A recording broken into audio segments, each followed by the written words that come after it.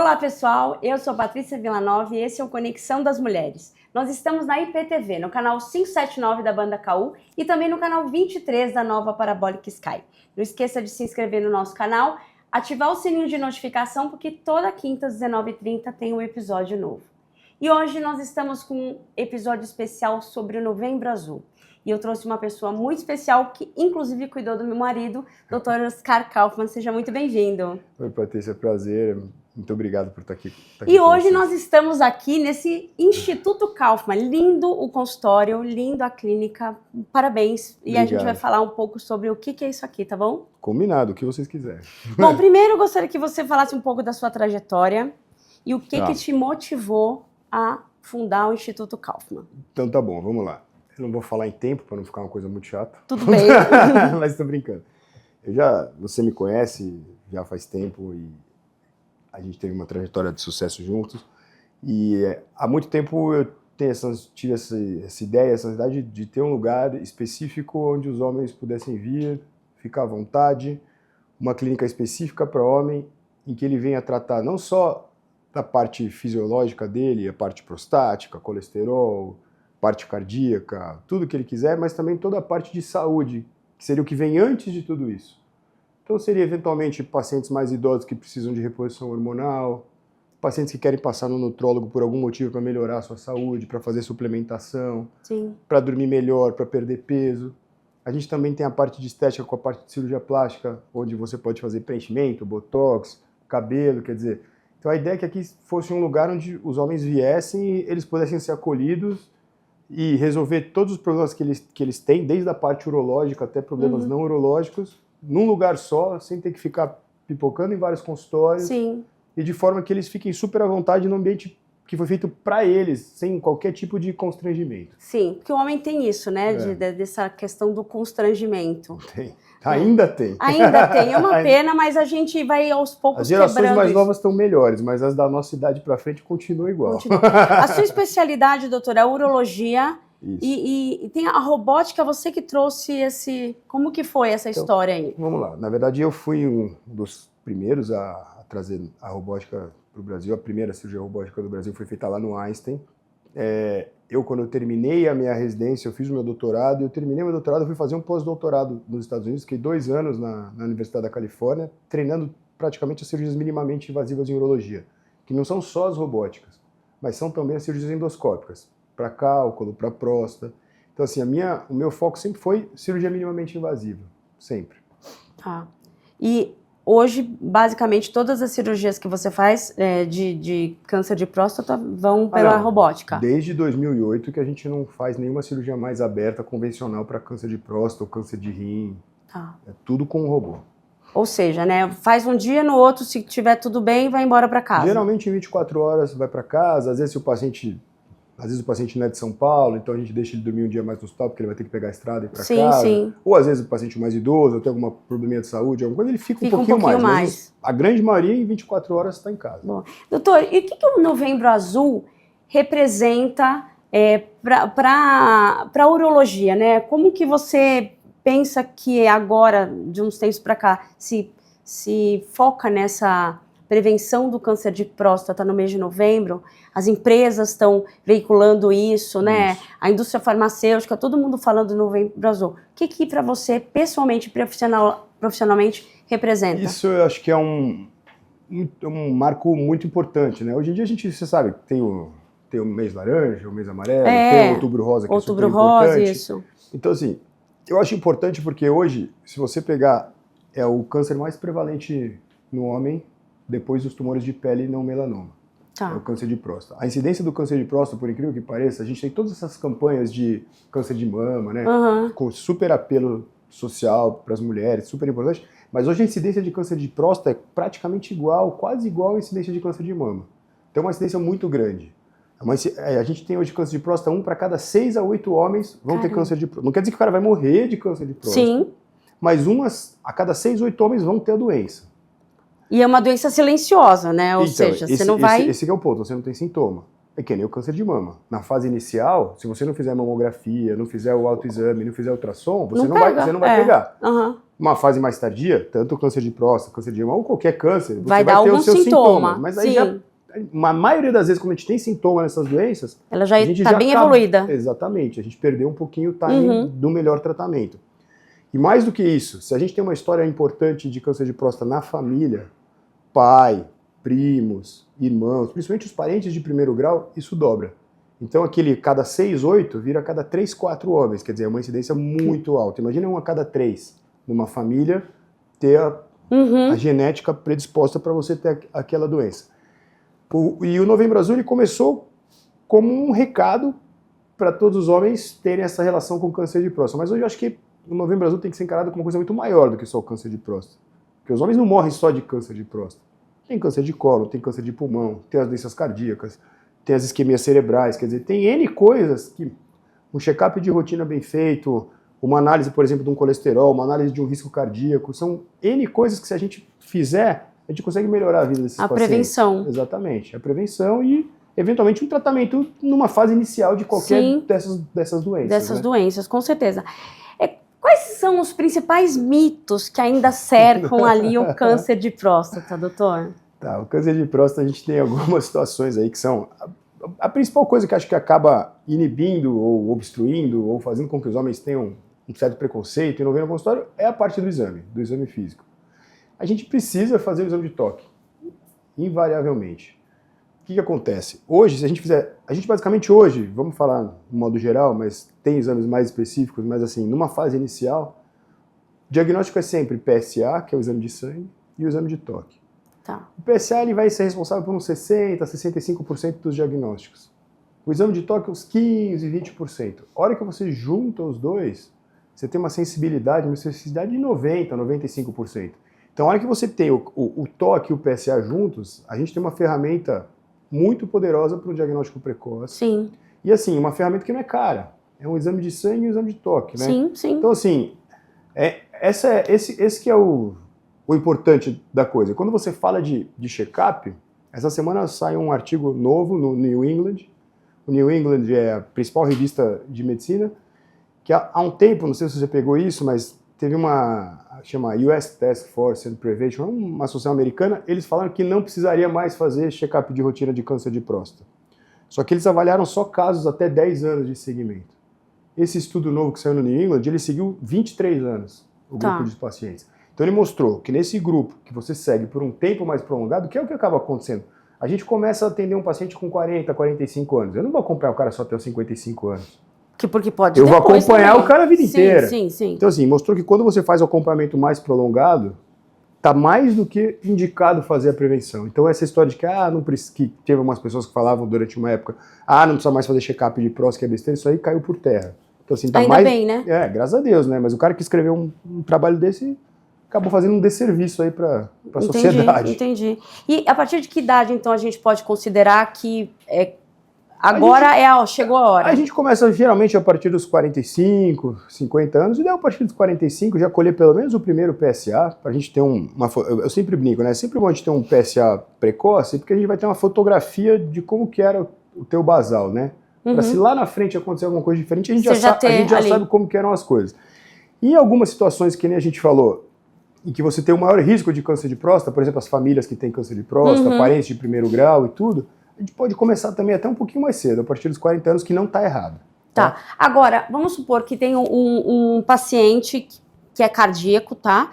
Que ele está fazendo um acompanhamento ali desde os 40 anos, não passou no urologista ainda, para fazer alguma coisa preventiva. O cardiologista, ele tem essa autonomia de falar assim, olha, neste momento é importante que a gente vou pedir um PSA e se ali se der qualquer alteração, ele vai indicar... Não só o cardiologista, como qualquer médico, né? Ele tem total liberdade de controle e graças a Deus a gente tem muitos profissionais bons aqui no Brasil, que eles têm esse senso crítico de, vamos pedir um PSA. A mesma coisa quando vocês vêm no consultório, teu marido veio, a gente colhe, eu não colhe só o PSA, eu colho um colesterol, a gente colhe tireoide, a gente colhe função, né? A gente acaba vendo, e assim, óbvio que eu não vou tratar um paciente cardiopata com colesterol, mas muitas vezes o que acaba acontecendo com o urologista, e também acontece com o clínico cardiologista, Às vezes o homem escolhe um médico, seja ele o uro, seja ele o cardio, seja ele o clínico, seja ele o endócrino ou o nutrólogo dele. Muitas vezes o homem escolhe um médico que ele tem uma intimidade maior ali, uma afinidade maior, e esse é o cara que vai tocar a vida dele. Então esse cara... E é até bom, né? Eu acho ótimo, dessa desde forma. que esse cara não faça só, por exemplo, o cara é nutrólogo, só vou ver... Não, pô, o cara é cardiologista, não. Tem que olhar o ideal é que você 360, veja né? Exatamente. De ponta a veja ponta. ele como um globo, É. e você possa, eu brinco, como um... Esse negócio de filmar, tipo, como um camisa 10, ele distribui o jogo de forma adequada, Sim, sim. que as coisas andem da melhor forma Assim possível. como a mulher faz com o ginecologista, Exatamente. né? Que acompanha ali, Exatamente. vai todo ano fazer A mulher exame. acaba fazendo isso muito com o ginecologista, tem essa cultura e isso é excelente. A gente tem muito isso com a urologia também e as especialidades que também acabam fazendo isso, os parceiros, né? Os cardiologistas, os clínicos, eles também ajudam muito e a gente se conversa muito. Isso é importante, porque senão a gente não... É difícil às vezes, é o que eu falei, ele vai escolher um para cuidar dele. Tá certo. Esse que ele escolher, pô, esse cara tem que abraçar tudo, né? Ainda bem que ele vai escolher um, né? Porque tem o quando ele escolhe um é bom. Quando ele escolhe um é bom. Já é um meio caminho andado. Por que será, né, doutor? É cultural. Acho que o homem não, eu sou fortão, eu não preciso de médico, não tenho nada. As gerações mais antigas, né, eu brinco, meu pai fala isso, pô, por que eu vou levar meu carro no mecânico quando ele não tá quebrado, entendeu? Vou procurar problema, né? Deixa quieto, o dia que quebrar eu vou. Pô, mas aí, muitas vezes, quando quebrou, você perdeu aquele time, né? Saiu bem mais caro, né? Não só mais caro, mas assim, às vezes o tratamento é mais complexo, a doença já tá numa fase mais difícil. Você correr atrás dos prejuízos acaba ficando pior do que você prevenir essas coisas antes, né? Sem dúvida nenhuma. Bom, o papo tá legal, informação é sempre o melhor caminho para prevenção. Então fica comigo que daqui a pouquinho tem mais. Até já. Voltamos com o Conexão das Mulheres, hoje focando no Novembro Azul, prevenção do câncer de próstata e da saúde do homem como um todo. Estamos aqui no Instituto Kaufmann, com o Dr. Oscar Kaufmann, que está dando uma aula aqui da prevenção das doenças do homem. Mas estamos no Conexão das Mulheres, né? Justo. E aí, eu queria que você me contasse o papel da mulher na saúde masculina. Como que as mães, esposas e filhas podem ajudar os homens a cuidar melhor da própria saúde? Essa é uma pergunta bem legal. Apesar de muita gente achar que o urologista cuida só de homem, a urologia em geral, talvez seja a única especialidade em que a gente atende desde bebezinho recém-nascido até o homem no seu último dia de vida, e a gente também atende mulheres com infecções de urina, cálculo renal, toda a parte oncológica, tumores de rim, tumores de bexiga. Então assim, tudo isso também acaba, incontinência urinária, tudo isso acaba vindo pra gente. Então, assim, a gente acaba tendo obviamente que, vamos fazer uma conta, 90, 10, 85, a grande maioria dos nossos pacientes são homens, mas a gente tem uma porcentagem grande de mulheres. E é muito legal, porque as minhas pacientes mulheres que vêm no consultório por algum desses motivos, principalmente pedra no rim ou alguma coisa, muitas vezes elas acabam trazendo o marido. Foi o meu caso. Então, Lembra? Eu lembro. Então. Muitas vezes elas acabam trazendo o marido por vários motivos. Às vezes elas são mais jovens, aí o marido vem pra gente fazer uma vasectomia, ou às vezes elas trazem o filho pra gente avaliar se precisa fazer uma cirurgia de fimose ou não, se os testículos estão bonitinhos, se o pênis está de tamanho certo. E às vezes as mulheres mais velhas também trazem os maridos por motivos clássicos de próstata, de saúde. Prevenção mesmo. Prevenção. Isso vale para as filhas, para as mães. E assim, eu tenho, graças a Deus, muitos pacientes no consultório que vieram pelas esposas. Que legal. E você já presenciou ali, tem algum fato assim que você pegou que foi uma iniciativa, decisão da mulher que teve o diagnóstico precoce do homem? Ele estava lá quietinho, lá na zona de conforto dele, a esposa, não, vamos comigo lá no consultório. E aí naquele momento você, puxa, o gato subiu no telhado desse aí. Essa semana a gente operou um paciente, inclusive super jovem, 46 anos, que a história dele foi bem típica. Ele estava com disso que você está falando, ele estava com uma dor abdominal, aí ele vai no médico, não vai no médico, vai no médico. Bom, ele acabou indo no médico, era uma apendicite. Tá. E aí ainda bem o médico do pronto-socorro pediu uma tomografia, uns exames bons de imagem, e a gente detectou um nódulo no rim dele. No rim? Então no fim assim, ele foi operar uma apendicite, saiu com um diagnóstico de apendicite de câncer de rim. Nossa. Mas ele só foi procurar o serviço que a esposa levou, e depois ele veio pra gente, umas 3 semanas depois. Essa semana a gente já operou o tumorzinho de rim dele, tá super bem, É pra você ver a importância que você tem quando... É aquilo que eu falo. Tem que ser o trabalho em equipe, né? O teamwork, né? Isso faz total diferença. Acho que principalmente também dentro de casa, né? Não sei como é que vocês veem isso. Não, eu acho Porque que nem tem sempre tem esse sinergismo, né? E quando tem, funciona, né? Funciona muito super, bem, né? super. A mulher está muito mais atenta. E a mulher já tem essa história, né? Essa tradição. Do cuidar, né? Não só porque a mulher é um elogio. Claro. Ela vai, faz o cabelo, faz a unha, se cuida, vai no dermato, vai no cirurgião plástico, mas ela também faz a parte de prevenção. Sim, disso. total. Então a mulher já vive, isso já é uma rotina na vida da mulher. Ela já foi criada do autocuidado. Ela já foi criada desde pequena para seguir esse script que o homem não tá nem aí, né? Concorda? Não tenho tempo para isso. O homem, se bobear, passa a semana inteira sem fazer a barba, sem tomar banho, tá tudo em casa. Não é? Mais ou menos isso mesmo, né? Principalmente os mais antigos, né? Sim. Que tem esse preconceito aí desse tipo de atitude. Vou no médico, vou... Então, em casa, né, foi o que eu falei para você. Teve uma virada de chave absurda, que depois que meu marido operou da próstata, ele sempre teve esse cuidado de fazer ali a rotina de exames, de check-up anual, mas intensificou isso. E é muito legal. E a gente descobre, né, quando a gente acaba se cuidando mais, às vezes a gente está no sobrepeso, a gente acerta o nosso peso, ou às vezes a gente não treina nada, a gente começa a treinar, você começa a perceber que várias coisas começam a melhorar. Melhoram. Você começa a dormir melhor, você acorda mais animado, você tem mais energia durante o dia. Sem dúvida. Os relacionamentos melhoram, né? Como um todo. Você namora de uma forma diferente. Sim, então, assim, tudo começa a fluir de um jeito que é diferente, né? Sem dúvida. Bom, falando agora em tecnologia e avanços e tratamentos, quais são, nos últimos anos, os avanços mais promissores de diagnóstico no tratamento do câncer de próstata? Boa, essa pergunta é muito boa. Hoje a gente tem, vamos imaginar uma situação hipotética.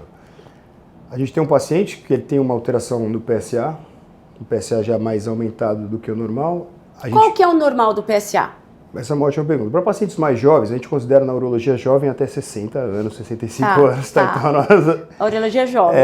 A gente, até 2,5 é um valor adequado para o PSA. Mas o PSA não depende só de um valor fixo, né? A gente depende do tamanho da próstata, da idade do paciente. Então tem vários fatores. O quanto que esse PSA... Fatores de alerta para a gente no PSA. PSA geralmente acima de 2,5. Existe uma relação que a gente chama de relação de PSA livre sobre o total. Quando essa relação está abaixo de 20%, esse número é mais tendencioso a ser uma coisa oncológica do que uma doença benigna, mas não é só porque você tiver um PSA menos de 20% que você vai ter câncer de próstata, não é isso. É só uma coisa para você ligar um alerta. E uma terceira situação muito importante que a gente chama de velocidade de crescimento do PSA, ou cinética do PSA. O PSA que aumentou mais do que 0,75 nanogramas em um ano. Então, se ele dá aquele pulo, isso também é um sinal de alerta. Então, quando a gente tem esses sinais de alerta, o que a gente costuma fazer? Primeiro exame, PSA e toque, e depois a gente costuma fazer uma ressonância.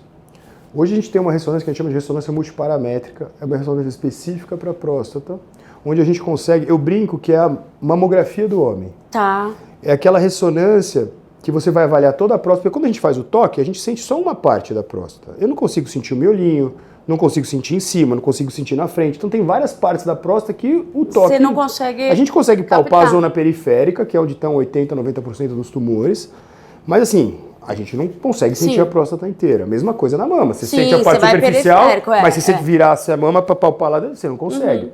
Então, ela vai avaliar toda a próstata, ela vai avaliar se a próstata tem algum nódulo e qual o risco desse nódulo ser uma doença oncológica a ponto de quê? Da gente fazer uma biópsia de próstata. Aí vem o segundo avanço importante. Antigamente a gente fazia as biópsias de próstata todas por via transretal. A gente tinha que entrar pelo reto, furava o reto para chegar na próstata. Isso aumentava o risco de sangramento, aumentava o risco de infecção. Não que fosse uma técnica ruim, mas hoje a gente faz por via transperineal. Não são todos os serviços no Brasil que fazem, mas hoje os mais avançados né? Acabam fazendo, porque o equipamento obviamente é mais caro. A gente faz pela região do períneo. A região do períneo é aquela região entre o escroto e o ânus. A gente coloca uma agulha e a gente vai paralelo ao reto e vai acertar a próstata ali. Muito melhor, você não passa pelo reto, não tem risco de infecção, diminui o sangramento. Então aí é o segundo ponto. Terceiro ponto importante, hoje a gente tem um ultrassom, que a gente chama de ultrassom microfocado, que é um ultrassom que ele é, todos os últimos trabalhos da literatura mostram que ele é tão eficiente quanto uma ressonância para identificar nódulos suspeitos. Então a gente consegue fazer hoje a ressonância, a gente faz uma mistura das imagens da ressonância com o ultrassom. Na hora de fazer a biópsia, eu consigo fusão das duas imagens, de forma que eu consigo fazer uma biópsia adequada exatamente no local mais importante que eu tenho que fazer. A gente faz sempre uma biópsia randomizada, de forma que eu pegue toda a próstata, e além disso uma biópsia guiada na região mais suspeita. Então hoje a gente tem tudo isso, e a gente também tem alguns exames, um exame que é super importante, que a gente tem um PET, pode ser PET tomografia ou PET ressonância, específico para câncer de próstata, que é com um marcador que chama PSMA. Então isso vale muito para quando a gente tem uma doença mais avançada, Sim. que a gente tem que mapear linfonodos, ou ver se tem doença fora da próstata em outros órgãos. Esse é um exame importantíssimo que a gente também faz. Basicamente, esses são os exames mais modernos que a gente tem hoje para diagnóstico de câncer de próstata. Tá, agora isso tudo é óbvio que a gente vai ter em hospitais de primeira linha, doutor. Na verdade, isso já está, graças ao bom Deus, já está espalhando. A ressonância multiparamétrica você faz praticamente em todos os lugares. Agora vamos falar das pessoas que não têm acesso a um plano de saúde bom ou nem têm acesso ao plano de saúde e precisa recorrer ao SUS, Hospital das Clínicas, Posto de Saúde. Já tem tratamentos assim que são tão bons? O Hospital das Clínicas tem tudo isso. Tem tudo isso? Graças a Deus, mas assim... Tem muitos lugares bons hoje em dia, tem muitos centros oncológicos excelentes que a gente consegue fazer, eventualmente se o cara não faça 100%, o cara faça 70%, 80%. Mas já consegue detectar. E é o suficiente para ele fazer... Por exemplo, lá no Einstein a gente tem os nossos hospitais de SUS, que o Einstein atende, né? Conduz, que o Einstein cuida, até os hospitais oncológicos que o Einstein cuida, que tem SUS, que tem tudo isso, inclusive cirurgia robótica. Entendi. Mas então, lógico, não são todos os hospitais do Brasil, mas com o tempo a tendência é que cada vez mais a gente consiga... Esse é um sonho nosso e, se Deus quiser, vai dar tudo certo. Com certeza. Aqui no Instituto, você adota alguma tecnologia, algum tratamento avançado para a saúde do homem? Ou sempre tem ali o suporte o hospital vai ter que te suportar em algumas partes também? Hoje em dia, para câncer de próstata, basicamente o tratamento gold standard é a prostatectomia radical, a cirurgia com o robô. Com o robô.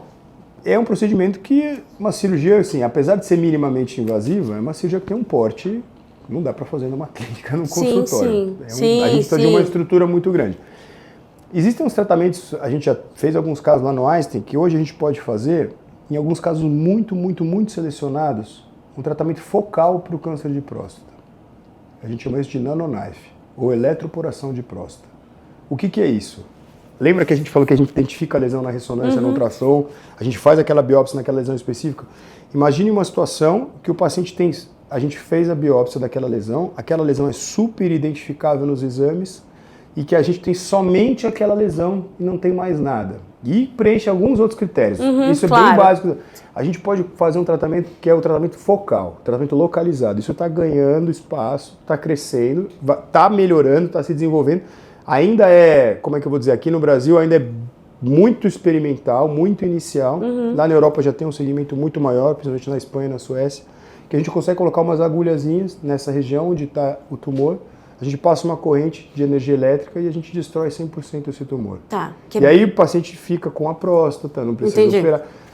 Mas tudo tem seu risco, quer dizer, esse paciente pode voltar a ter uma outra lesão na próstata mais para frente e ter que ser operado, assim, mas é tudo questão assim, tem que escolher muito bem os casos, tem que escolher muito bem o paciente. Quando esse tratamento é muito bem indicado, para aquele caso que é perfeito para isso, vai muito bem. Vai muito bem. Vai muito bem. Agora, isso pode até ser feito ambulatorialmente, mas a gente ainda faz no hospital por... Garantia de tudo, né? Tem ali o centro cirúrgico que fica mais adequado. O que ainda falta para que a saúde masculina seja tratada com a mesma seriedade que a feminina, hein, doutor? Boa, conscientização? Essa pergunta é boa. Eu acho que faltam talvez duas coisas, né? A primeira delas, você falou, é conscientização, é isso. Eu acho que é o homem, o que mais falta talvez seja o homem assumir esse papel. Eu acho que isso é o que talvez mais falte hoje, né? E talvez um apoio maior, principalmente da sociedade, um apertão das esposas, das filhas, de todo mundo, para os filhos, tudo para que o cara possa... A mídia também, né? Fala mais sobre o assunto. É que assim... Fala em novembro, se fala, né? É isso. Mas o ano inteiro é importante. um apelo muito mais forte da saúde feminina ainda do que da saúde masculina. Talvez até pelo aquele estereótipo, eu sou homem, eu sou chefe da família, eu trabalho, eu sou forte. E aí cria-se todo um estigma que não é verdadeiro, né? Não é verdadeiro. Agora, falando, quando o câncer, ele, por ser uma doença silenciosa, muitos aí chegam lá no consultório quando já estão cheios de sintoma, e você disse que ali naquele momento, quando já tem muitos sintomas, a doença está bem avançada. Existem situações que, assim, não tem o que fazer? E aí você vai para outros tipos, radioterapia, existem? Existem hoje vários tratamentos para câncer de próstata. A gente já falou 2, que é o tratamento localizado, que é a cirurgia robótica, né? Uhum. A radioterapia pode ser considerada também como um tratamento de primeira escolha curativo. Também pode ser, a gente também usa muito a radioterapia como um tratamento de resgate. Por exemplo, quando a gente faz a cirurgia do câncer de próstata, a gente tem que acompanhar, obviamente, esse paciente durante muito tempo. Então, o que acontece? Quando a doença volta, que todo câncer eventualmente pode voltar, eu brinco que, assim, quando a gente fala câncer de próstata, é igual câncer de mama, de colo, de intestino. Depende do estadiamento, depende da que fase que você operou ele, depende do tamanho da lesão, depende se ele já saía para fora da próstata ou não, depende do nível de agressividade que esse tumor tem. Então, assim, nem todo. Você pode ter um tumorzinho de próstata, pode ter outro. Muito provavelmente o teu é de um jeito, ou é de outro. Ele se comporta diferente em cada pessoa. Tem que ser super personalizado, porque nem sempre é igual. Aliás, a maioria das vezes ele não é igual. Cada um tem a sua doença. Eu brinco que é igual cachorro. Você tem um Chihuahua, você tem um Rottweiler.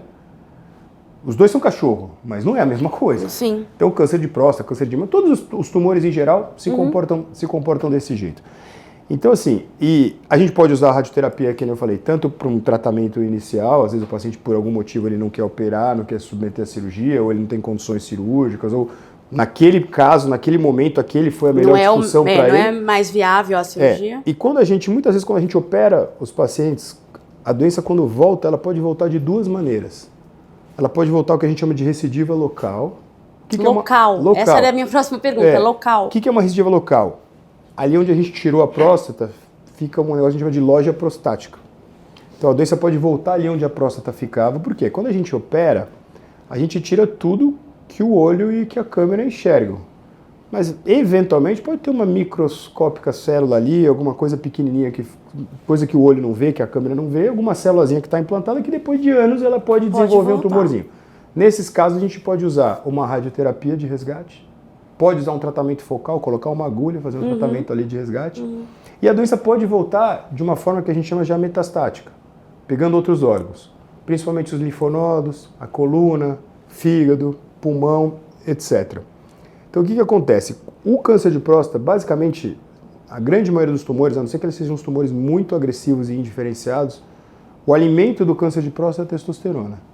Então, a grande maioria dos pacientes que têm uma doença mais avançada, que eventualmente não teria indicação de cirurgia ou de radioterapia e tal, a gente entra com um tratamento hormonal a fim de que a gente bloqueie a testosterona e a gente consegue parar o avanço da doença. A gente brinca, a gente não vai ganhar o jogo, mas você vai empatar o jogo de forma que esse jogo não ande mais para frente e a gente consiga melhorar muito, você estaciona a doença. Muito a sua qualidade de vida.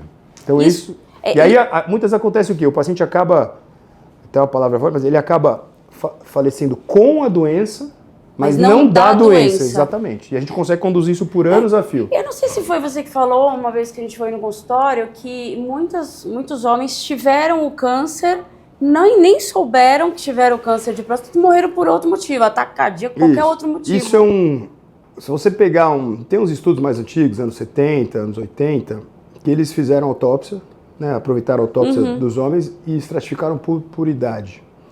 E aí eles chegaram a uma conclusão que se os homens todos vivessem até os 100 anos, 100% de nós íamos ter câncer de próstata. É mesmo? Agora, se é um câncer clinicamente significativo ou não, aí é que é a beleza da urologia.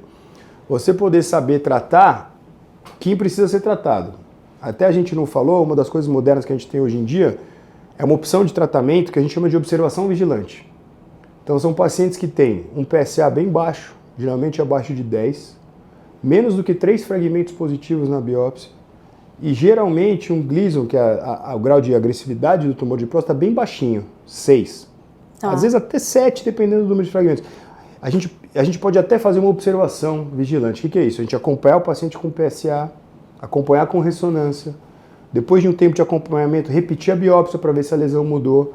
Isso geralmente a gente faz ou em pacientes bem mais idosos que não querem operar. É aquela história, o cara vai ficar com a doença, mas a doença não vai dar problema na vida dele. Sim. Ou às vezes a gente tem um paciente mais jovem, 45, 50, que ele ainda está vivendo super bem a sua parte de vida sexual, então ele quer prorrogar por mais um tempo o tratamento definitivo.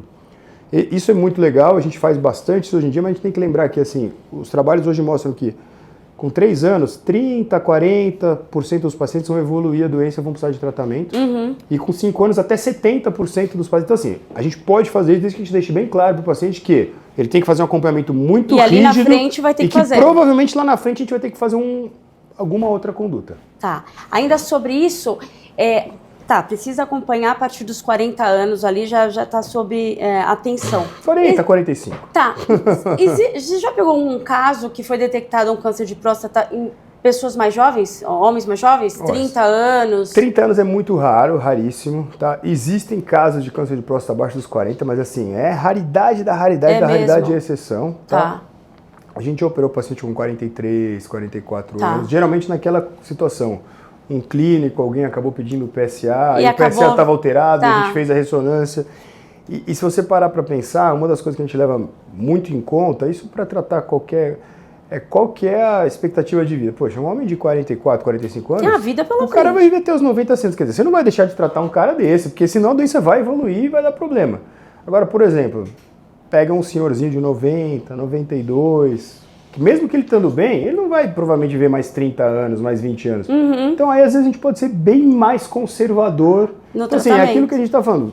O tratamento vai depender muito do tipo da lesão, da agressividade da lesão, do estadiamento da lesão e também do paciente. Quer dizer, por isso que não existe uma receita de bolo. Existe uma base que a gente vai acertando para cada situação específica. Cada situação específica, perfeito. Isso aí.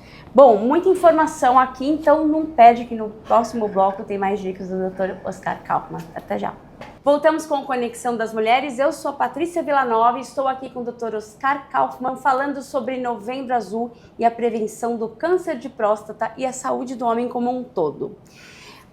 Doutor, para os atletas de plantão, né, que gostam ali de uma malhação intensa e que às vezes querem fazer reposição hormonal. Boa. Como que a gente tem que cuidar para que isso não altere ali a questão do hormônio para o câncer, alguma coisa nesse sentido? Essa pergunta é muito boa e eu vou abranger até um pouquinho mais do que o câncer. Na verdade, o que acaba acontecendo? Todos os homens a partir dos 40, 45 anos, anualmente vão ter uma queda natural da produção de testosterona. Tá? Alguns homens vão ter mais sintomas do que outros, alguns vão ter uma queda maior do que os outros. Então, para a gente definir um tratamento de reposição hormonal com testosterona, a gente basicamente junta um binômio, que é alteração laboratorial e, obviamente, as queixas clínicas. Tá bom. A gente não vai tratar, por exemplo, um paciente tem algumas queixas clínicas, cansaço, disfunção sexual, diminuição da libido, mas tem uma testosterona normal. Poxa, eu não vou dar testosterona para esse paciente que não tem sentido. A questão não é essa, né? Aí a gente tem que entender porque devem ter outros problemas acontecendo. Muitas vezes ansiedade, problemas psicológicos e tal. Outra coisa também, o paciente não tem queixa nenhuma. Parte sexual boa, libido boa, ereção boa, dorme bem, está sempre animado, mas tem uma alteração laboratorial. Você não vai tratar o laboratório, né? Você tem que tratar o binômio. Clínica e laboratório. Então, ou esse a gente não trata. Geralmente é uma combinação dos dois, laboratório mais queixa. Então, quando a gente faz uma reposição, a testosterona, ela é um hormônio que ela tem muita variação. Depende de vários fatores? Depende de vários fatores. Por isso que quando você pega os valores laboratoriais da testosterona, não é que ela varia entre 1 e 1,5. Ela varia, dependendo do laboratório, entre 300 e 800, 250 e 900, depende do laboratório. Então, assim, mas vamos botar aí entre 300 e 800, 300 e 850, quer dizer, é um range muito grande.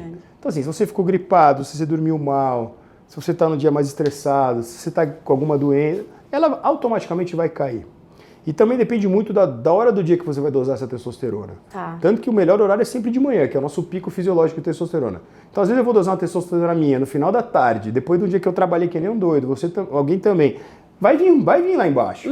Você não comeu direito, você trabalhou, você ficou estressado, você não dormiu direito. Os fatores da vida interferem ali no... E a gente fazer uma reposição, eu sempre falo, quando a gente vai fazer uma reposição de testosterona, a coisa mais importante é você procurar uma pessoa consciente que vá fazer uma reposição de forma que você suba os seus valores de testosterona, mas mantenha eles dentro dos valores fisiológicos. Você mantendo a reposição dentro dos valores fisiológicos, você não vai ter risco aumentado de câncer de próstata. A gente faz hoje em dia, paciente que teve câncer de próstata já, obviamente que está com a doença controlada, com o PSA zerado, a gente faz reposição de testosterona tranquilamente. Em paciente que já teve câncer de próstata. Então assim, esse não é o problema. O problema que acontece hoje em dia, e aí o problema é muito maior do que a gente consegue imaginar. Hoje a gente tem muito médico, a gente tem muita gente eventualmente que não tem uma formação adequada, até pessoas não médicas prescrevendo, pessoas sem preparo para isso, e muitas vezes acaba acontecendo o quê? O paciente vai usar coisa que não é original da farmácia, que não tem selo da Anvisa, que veio sei lá da onde, né? A pessoa Procedência duvidosa. Procedência duvidosa. Não vai ter um controle rígido de que a gente está mantendo essa testosterona dentro de valores normais para isso. E aí acabam acontecendo as tragédias, né? E as tragédias costumam ser, antes delas serem urológicas, câncer de próstata, elas costumam ser muito mais cardiovasculares. Então você vê quantas pessoas aí não estão morrendo por abuso de testosterona e tudo. Então assim, esse é o cuidado que a gente tem que tomar, né? Ter um médico de preferência, um profissional habilitado, treinado para isso, um urologista, um endócrino, um nutrólogo, eventualmente até um clínico que tem experiência com isso, mas assim, que seja treinado para isso, que seja habilitado e que respeite as regras de manter a testosterona dentro dos seus valores fisiológicos. Perfeito. Isso não vai ter problema nenhum. Por exemplo, eu atendi um menino faz uns 3, 4 meses. O menino tinha 35, 36 anos, chegou para mim falando que estava fazendo reposição de testosterona, que já é esquisito, porque se você tem um paciente de 35, 36 anos, a não ser que ele tenha tido alguma cirurgia nos testículos, ou alguma doença, ou tenha tido algum problema, alguma doença fisiológica importante, não tem por que um menino de 35 anos fazer uma reposição de testosterona. Aí já começou a orelha a ficar de pé. E a hora que eu fui ver a testosterona dele, a testosterona estava em quase 4.000. Quer dizer, 4.000 não é um valor de reposição, é um valor absurdamente suprafisiológico. E aí o que acaba acontecendo? Uma das coisas que acontece no excesso de testosterona, o corpo vai entender que está tendo muita testosterona, ele vai começar a converter aquilo em estradiol, em estrógeno. E aí vem todos os efeitos que o cara vai ter 5.000 de testosterona, mas não tem libido, não tem ereção, porque o estrógeno está lá em cima, entendeu? Então assim, esse é o cuidado. Esse é só um exemplo de uma coisa que pode acontecer, que é super grave, mas pô, podia ter tido coisa pior, uma trombose, sabe? Uma trombose pulmonar, uma embolia pulmonar, um trombo cardíaco, um infarto, um AVC, quer dizer, por excessos de tratamento que não tem necessidade nenhuma. Esse que é o ponto, entendeu? Então, assim, sempre procurar um profissional habilitado, de referência. Exatamente. Né? A gente tem que tomar... É a nossa saúde, né, doutor? Exatamente. O mínimo que você tem que fazer é avaliar quem vai cuidar de você. É aquela história, não tem problema nenhum você fazer uma reposição hormonal desde que ela tenha sido bem indicada e feita de forma que respeitem todas as regras e valores da fisiologia da testosterona. Para não ter problema. Exatamente. Ótimo. Doutor, estamos chegando ao fim aqui. E eu queria que você deixasse uma mensagem para os homens. Essa é a parte mais difícil. Que evitam o consultório médico, seja para falar da questão da próstata ou outro tipo de saúde qualquer. Eu acho que os homens têm uma situação engraçada no consultório que a gente sempre fala, né? Hoje em dia, a gente tem vou só dar um exemplo, a gente tem um medicamento, que é a Tadalafila, de 5 mg de uso diário, que ele ajuda a melhorar a função sexual. Tá. E já tem vários estudos que eles mostram que ele também tem uma certa proteção cardíaca importante, ele tem uma proteção neurológica importante quando usado de rotina, e já tem até os estudos mais novos mostrando que tem uma certa proteção até contra demência, Alzheimer, porque ele melhora o fluxo sanguíneo, oxigenação dos tecidos, etc e tal. E é muito engraçado, porque os pacientes vêm, 45, 50, eu gosto de prescrever para o cara experimentar, ver como é que ele responde, se ele responde bem, se ele se adapta bem, é um remédio que não faz mal nenhum ele usar todos os dias. E aí isso já vou chegar no recado, é só uma introdução. Não, sim, claro. E aí quando a gente prescreve, ele fala, não preciso disso. Mas eu falo, pô, mas tudo bem, mas se você puder ter uma ereção de quando você tinha 30 anos, então eu quero. Então assim... sempre vai nesse apelo, né? Você tem que pegar ele pelo... O cara nunca precisa, mas se ele fizer vai ser melhor pra ele, entendeu? Então vai muito nessa linha. Isso vale não só... Eu usei o remédio como uma ilustração, mas vale pro check-up, pra prevenção principalmente cardíaca. Uma coisa que a gente faz também importante, todos os médicos, mas você acaba fazendo, o paciente vem com 50 anos aqui, pô, nunca fez uma endoscopia, uma colonoscopia. Tem que fazer. Olha o risco que esse cara está correndo. Sim. Entre outras coisas, entendeu?